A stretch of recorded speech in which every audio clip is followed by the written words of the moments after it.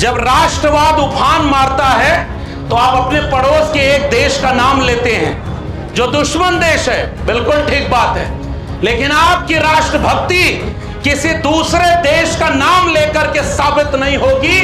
जो भी देश आपके देश की सरहद पर अगर आंख उठाए तो बराबर का वो दोषी होगा, और कि इस मुल्क को जितना खतरा मुल्क की सरहद के बाहर जो लोग नापाक इरादा रखते हैं, जो कभी पहलगाम करते हैं, कभी पुलवामा करते हैं, उनसे जितना खतरा है उतना ही खतरा मुल्क के दूसरे छोर पर भी है, जो आपकी जमीनों को कब्जा कर ले और आप उसके सामने न लाल आंख कर पाओ और न उनको दिखा पाओ कि आप मुल्क की हिफाजत कर रहे हो, और बाद में झूला झूलने चले जाओ।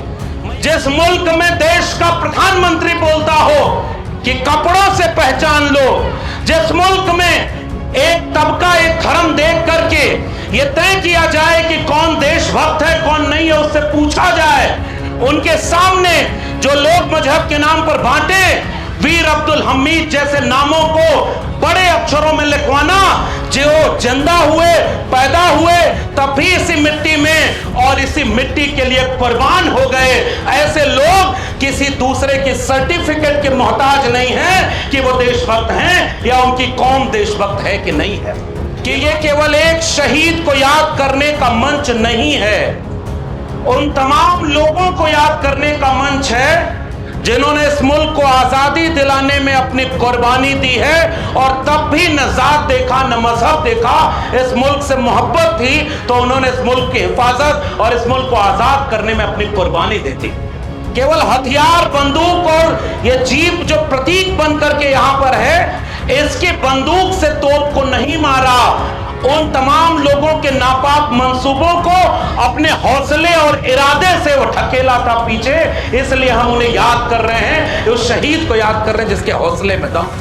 देश के रक्षा मंत्री रहे उत्तर प्रदेश के पूर्व मुख्यमंत्री आदरणीय श्रद्धेय नेताजी को जब वो रक्षा मंत्री हुए तो उन्होंने एक फैसला लिया कि जो शहीद होंगे उनकी केवल पहचान के चिन्ह उनके गांव नहीं लौटेंगे, उनका अंतिम शरीर भी उनके घर लौटेगा और उनको पूरे सम्मान के साथ याद किया जाएगा। इसी मुल्क के बहुत सारे चाहने वालों ने कहा कि हम मजहब के नाम पर बटेंगे नहीं, हमारे तमाम पुरखों की कब्रें हैं यहाँ, और तमाम लोगों ने चुना कि हम इस मुल्क में रहेंगे, कि इसी मिट्टी की है पैदाइश, दफन यहीं हो जाएंगे, न बुलाए किसी के आए थे न निकाले किसी के जाएंगे। आदरणीय प्रोफेसर लक्ष्मण यादव जी।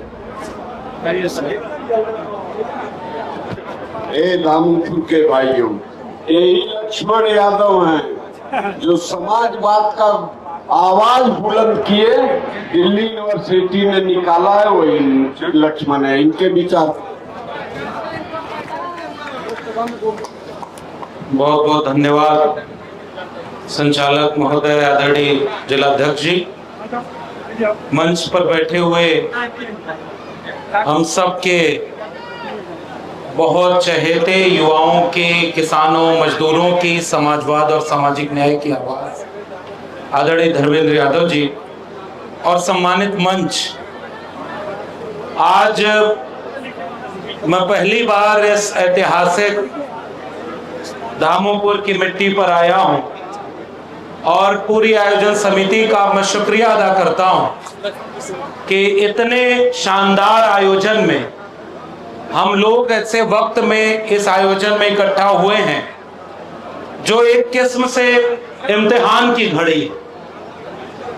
इस देश में जब जंग आजादी चल रही थी तो लिखा एक शायर ने कि अब न अहले बलबले हैं और न अरमानों की भीड़, एक मिट जाने की हसरत अब दिले बिस्मिल में है। ऐ शहीदे मुल्क मिल्लत मैं तेरे ऊपर निसार, ऐ शहीदे मुल्क मिल्लत मैं तेरे ऊपर निसार। वतन की आग को लेकर के आप सोचिए, वक्त आने पर जमाने को खबर हो जाएगी, हम अभी से क्या बताएं क्या हमारे दिल में है। सरफरोशी की तमन्ना अब हमारे दिल में है। आज जिस वक्त पे हम एक शहीद को याद कर रहे हैं, वो शहीद किस मकसद से शहीद हुए? इस मुल्क की हिफाजत करते हुए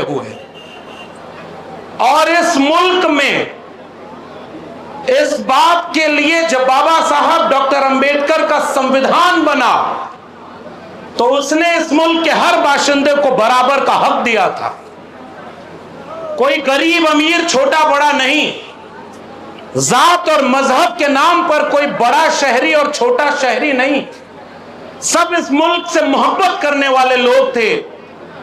और लेकिन गाजीपुर की धामोपुर की सरजमी से जिस शख्स ने 9 सितंबर 10 सितंबर को 2 दिन के उस जंग में अपना एक नायाब नाम दर्ज करा दिया, उन्हें याद करते हुए हम ये बात कह रहे हैं कि ये केवल एक शहीद को याद करने का मंच नहीं है, उन तमाम लोगों को याद करने का मंच है जिन्होंने इस मुल्क को आजादी दिलाने में अपनी कुर्बानी दी है। और तब भी न जात देखा न मजहब देखा, इस मुल्क से मोहब्बत थी तो उन्होंने इस मुल्क की हिफाजत और इस मुल्क को आजाद करने में अपनी कुर्बानी दे दी।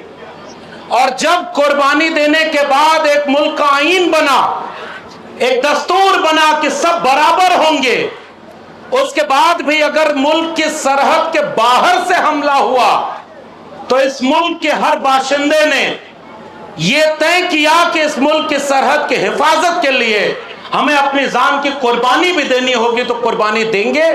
और उनका इतिहास हमसे बेहतर आप जानते हैं। वक्त बहुत कम है, इसलिए मैं उस विस्तार में नहीं जाऊंगा कि बहुत कम वक्त में बहादुरी से केवल हथियार, बंदूक और ये जीप जो प्रतीक बन करके यहां पर है, इसकी बंदूक से तोप को नहीं मारा, उन तमाम लोगों के नापाक मंसूबों को अपने हौसले और इरादे से वो ढकेला था पीछे।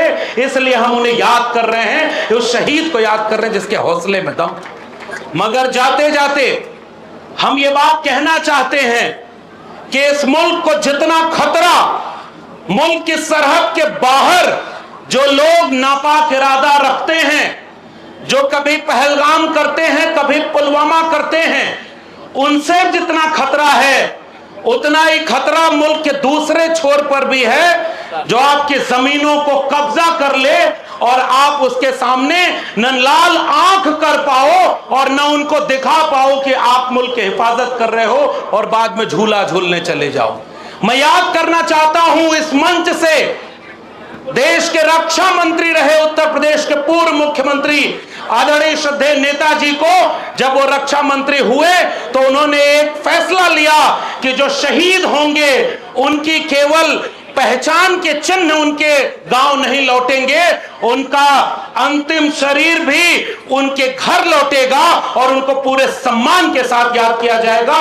उस नेताजी ने सदन में खड़े होकर के, अभी यहां गाना बज रहा था, मैं बहुत कम वक्त में एक बहुत गंभीर बात कहना चाहता हूं। जब राष्ट्रवाद उफान मारता है तो आप अपने पड़ोस के एक देश का नाम लेते हैं जो दुश्मन देश है, बिल्कुल ठीक बात है, लेकिन आपकी राष्ट्रभक्ति किसी दूसरे देश का नाम लेकर के साबित नहीं होगी। जो भी देश आपके देश की सरहद पर अगर आंख उठाए तो बराबर का वो दोषी होगा।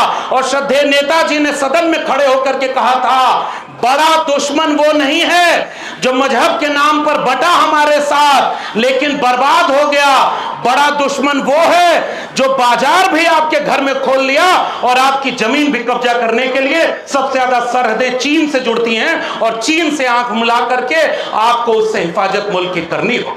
श्रद्धेय नेताजी को मैं याद करना चाहता हूं कि राष्ट्रवाद पूर्वांचल के लोगों, याद रखना वक्त बड़ा नाजुक है।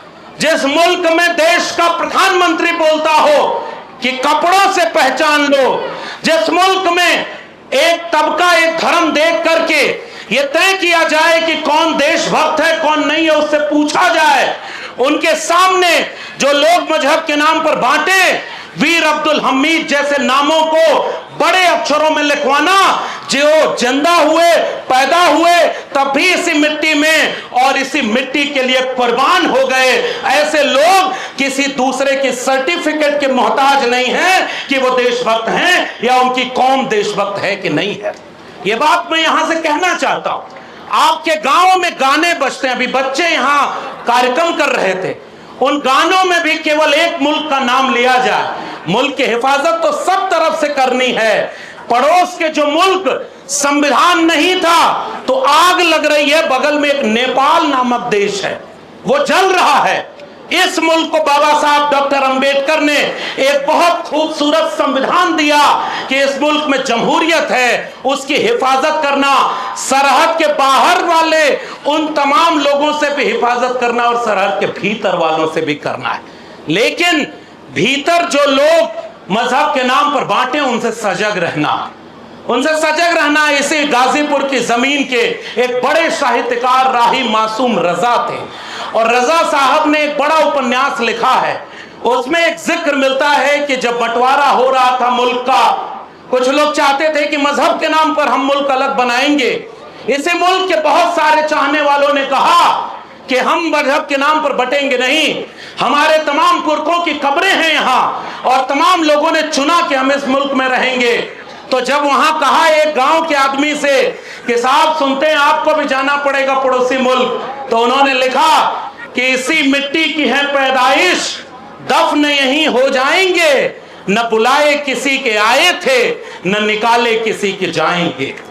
इसलिए सजग रहना। बहुत लोग आपके बीच में मजहब के नाम पर फसाद करने, जात के नाम पर आएंगे।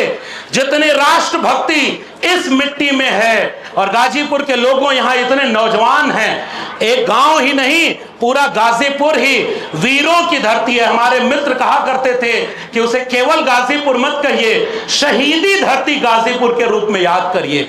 मगर याद करिए कि जो शहीद होकर के लौटा तो उसे शहीद का दर्जा मिला, परमवीर चक्र मिला, उन्हें सम्मान मिला। और जो लोग, जो हुकूमत आपके लिए अग्निवीर लेकर आए, अग्निवीर को कभी आप स्वीकार मत करना, यह आपका अपमान करने के लिए लाई गई है। इसलिए ऐसे लोग इस मुल्क को चलाएं जो मुल्क की हिफाजत भी करना जानते हो, मुल्क के बाहर के दुश्मनों से और मुल्क के भीतर जो लोग बांटते हैं उन्हें बांटने न दिया जाए। युवाओं को बराबर का सम्मान मिले, किसानों को हक अधिकार मिले, और ये मुल्क चले तो केवल बाबा साहब अम्बेडकर के संविधान से चले। और बहुत सजग रहने की जरूरत है। मैं यही अपनी बात विराम दूंगा।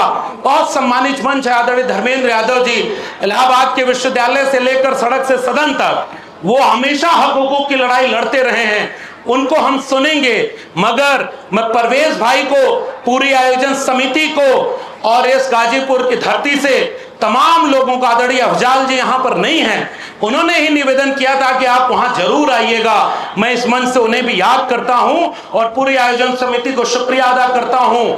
याद रखना और सजग रहना गाजीपुर के लोगों, बहुत सारे लोग हिमाकत करेंगे कि माफिया और मसीहा का फर्क मिटाकर उन लोगों को ही बदनाम किया जाए और आपस में लड़ाया जाए। गाजीपुर एक ऐसा पैगाम दे जो जात और मजहब के नाम पर बटेगा नहीं, और उस शहीद को सच्चा सम्मान तब मिलेगा जब अग्निवीर खत्म होगी और केवल बाबा साहब के संविधान से देश चलेगा।